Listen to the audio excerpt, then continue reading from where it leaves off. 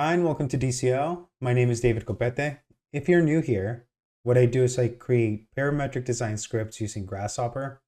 This is going to be a video where I'm sharing the entire process for creating the set of stairs from beginning to the end in detail. What we do is we start with creating the treads, then the stringer, and developing the railing and even a landing for the set of stairs. So if you're new, you'll be able to follow along. I'll also have the script available for free until the next video is posted.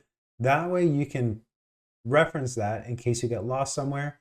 And that's one of the things that I do here is I provide you resources, tutorials, so you can learn how to use parametric tools for your own designs. So hopefully you're excited to see what this is all about, and let's get into the tutorial. All right, so to start the tutorial, the first thing we're going to need is to bring in a point. So we'll go here in Grasshopper. I have a brand new file. The units I'm using are going to be in inches. So what I'll do here is start with the point. I'll bring in a parametric point. Now we can always bring one within Rhino, but let's go here to construct, point.